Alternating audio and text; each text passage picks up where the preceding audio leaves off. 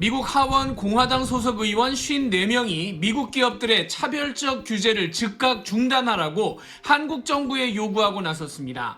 이 의원들이 소속된 공화당 연구위원회는 이런 내용을 담은 서한에 공동으로 서명을 해서 강경화 주미대사에게 보냈다고 밝혔습니다. 서한에서 의원들은 한국 정부가 미국 기업을 대상으로 차별적이고 정치적 의도가 담긴 조치를 하고 있다고 주장했습니다.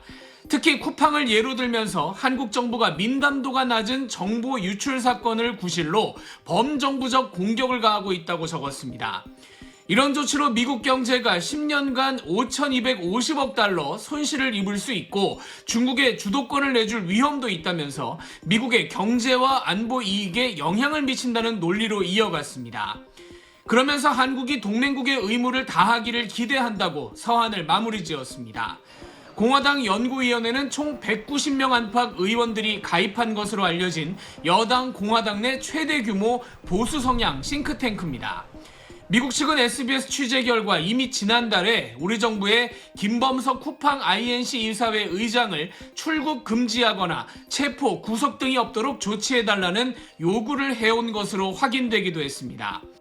미국 정부와 의회가 쿠팡 문제를 외교와 정치 의제로 끌어올려서 전방위적으로 압박을 높여가는 모양새입니다. 뉴욕에서 SBS 김범주입니다. 미국 측이 지난달부터 우리 정부에 김범석 쿠팡 INC 이사회 의장에 대한 출국 금지, 체포, 구속 등이 없도록 조치해달라고 요구하면서 그런 조치가 없다면 외교 안보 사안의 양국 고위급 협의를 진행하지 않겠다는 뜻을 전달한 걸로 SBS 취재 결과 파악됐습니다. 김범석 의장이 한국을 찾을 경우 그의 신변에 영향이 없게 하겠다는 약속을 한국 정부가 해줘야만 핵추진 잠수함과 같은 외교 안보 현안의 고위급 협의를 이어가겠다는 얘기입니다. 쿠팡의 개인정보 유출 사태 등을 수사 중인 경찰은 김 의장에 대한 입국 시 통보 조치를 법무부에 신청해둔 상태입니다. 우리 정부는 미국 측 요구와 관련해 주한 미국 대사관 등에 관련 수사는 적법하게 진행되고 있으며 외교 당국은 특정인의 신변 보장을 약속할 수 없다는 취지의 답변을 한 걸로 전해졌습니다. 미국 측은 지난달 김민석 국무총리의 방미 때도 쿠팡 관련 사안을 거론하며 압박한 걸로 알려졌습니다. 한미 양국이 지난해 합의한 한국의 핵잠 도입이나 사용 후 핵연료 재처리 권한 확대 등에 대한 양국의 추가 협의에서 뚜렷한 진척이 이뤄지지 않는 것도 이런 배경 탓이란 해석이 나옵니다.